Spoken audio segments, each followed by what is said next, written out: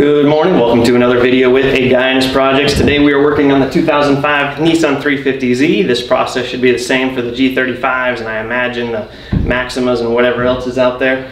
We are replacing the lower ball joints today. They are worn. You'll see when we get there they're pretty much torn apart, ripped up and super loose. We're going to replace them. Should be an easy job. We're using some Mogs today. Mogs, whatever you say. I don't know how they're called.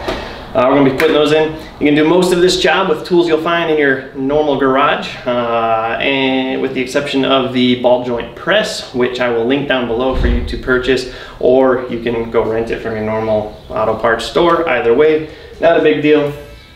Let's go ahead and get started. So what we're doing here is we're just pulling out the cotter pin on the lower ball joint. You can use your needle nose pliers, channel locks, or whatever you have available. I used actual hose removal tool. I'll link it below. This is your retaining nut for that lower ball joint. Take that off, and then underneath you're going to have a snap ring. I use these snap ring pliers. I'll link them down below as well. They work out fabulous. This is your stabilizer bar. Initially I thought I was going to have to remove this and the coilover lower mounting bolt. Turns out you didn't need to. I got the footage in here because you're going to see this not connected later, and hopefully you won't have to ask a question of why it was removed. So here's the footage of it getting needlessly removed. What we did instead is I just put my hand on this caliper and pushed down. And that allowed the upper control arm to depress enough that I could pull the ball joint out of that arm and its seat, just like so, and then we raised it up. This is my ball joint press. I highly recommend you buy one or rent one for this job. In fact, I'm not sure how else you will get it done. We're just removing the greaser here below so that the press has somewhere to sit on a flat surface, and just hook it up. The important thing to remember here is that the stud from the ball joint is facing straight up, so it goes through the hole in that cup and the top of the C-clamp. If you don't do that, then you're going to be fighting yourself and you're not really going to get very far. So go ahead and just make sure you're aligned. Get your socket on there. You can do this with a C-clamp. In fact, when we put it back together, not a C-clamp, a crescent wrench. When we put it back together, I actually had to use one because it was too close to the ramp on the lift. I couldn't get the ratchet in there.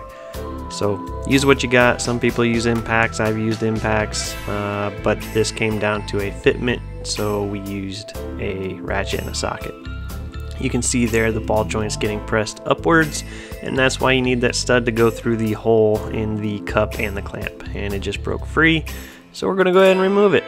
As you can see, this boot is torn up, and I was hoping to get a better picture. We'll see how this looks when I'm done editing it, but all that is road debris, dust, grime, gravel, stuck to the grease.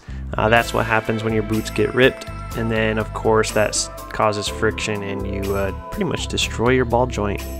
We're using these Moogs or Mogs, whatever they're called. I'll link them down in the description below. And these come with a new taper spacer, whatever you want to call it, which is fantastic. When we did the uppers, if you watched that video, I had to buy those from the dealer because I couldn't find them anywhere else, and pain in the butt. So with these coming with the ball joint, it was super handy, and that's that tapered spacer right there. And it's going to go, once you press it in, it just goes on top of the dust boot, and it'll slide inside that other arm. You'll see in a bit. I'm just cleaning out the seating area for the ball joint. This is just to make sure that there's nothing in the way, no grime that's going to stick and cause issues. Either way, clean is nice. So we're going to take a cup from that ball joint press. Again, worth its money in gold. Worth its weight in gold. I don't know. I'm confusing myself now, but anywho, you're gonna put that cup on. It fits almost perfectly. It sits on the boot just a little bit, but it did not cause any damage for me. But again, I did this by hand and not with an impact. We're gonna put another little cup on the bottom so that we have something to press against, and we're gonna tighten it up. With that cup on the bottom, I couldn't fit my ratchet in, so we used a crescent wrench, and it was not that big of a deal. It's just a little bit of hard work, not the end of the world. We saved a lot of money by doing this ourselves, and it took a very small amount of time. It was about half an hour per side, so an hour total, plus getting it on your jack stands and whatever, but you know, not a big deal there. And you're just going to tighten this all the way down until it bottoms out. You'll know when it bottoms out because you won't be able to tighten it anymore. If this goes in super easy, by the way, if it slides in like you didn't have to put any effort into it, you may need a new spindle or knuckle. These can get loose over time, especially if you've replaced a couple of ball joints in its life. So just pay attention to that. That should have to be pressed in. You shouldn't be able to slide in, you need to press it in. And here we have just an up-close shot of the clamp and the press. It's a pretty cool invention. Very simplistic design that is extremely useful. Okay.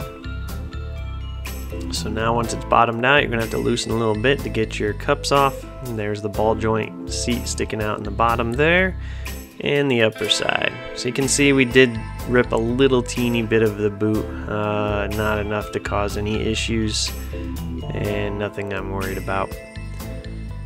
Okay, so you're gonna put your snap ring back in. Again, I'll link these pliers down below because they are awesome. I've had several cheap sets before. This is not an expensive set, but it is a very well worthwhile spending money on kind of set, if you know what I mean.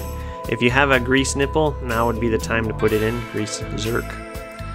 Put your tapered seat in there as well and push down on that spindle, knuckle, and slide it back up into the arm just like so. Now we're pretty much just about there. You got to put your nut up on top. And again, this is a cotter pin setup. So what we're going to do is we're just going to tighten this nut down as much as we're able and then stick the cotter pin in to keep it from backing out. If you have a castle nut, you'll want to tighten it as far as you can and then get the hole lined up for the cotter pin. Whether you have to loosen it a tiny bit or tighten it a tiny bit more, that'll be based on your situation. But so there's the nut is in. Now we're going to grab our cotter pin, slide that through, and then we're going to use some needle nose pliers here to split the ends of the cotter pin, make it look as nice as you feel like making it, and now that nut's not going to back out. We're putting the sway bar end link back in that we never had to take out in the first place, and yeah. Check out the description below. If you feel so inclined to financially support me, there's a PayPal link in the description below as well. It is much appreciated, but of course, your discretion. Alright guys, easy as that to change your lower ball joint. I was quoted $350 to do that at a shop, both sides obviously with parts included. I bought the parts on Amazon, linked below. I also bought the ball joint kit or the press, linked below as well. Highly advise you buy that if you plan on doing this job more than once. For the price of that kit, that press kit, you could actually buy 2 of those and come out ahead from paying a mechanic to do this job. Nothing against mechanics, but sometimes DIY is definitely more enjoyable, especially for me. I like working on my vehicles. Remember, if it ain't broken, now's the perfect time to fix it, and if you want it to last, you gotta treat it like you want it to last. I'm not a mechanic. Copy me at your own risk. Do as you will.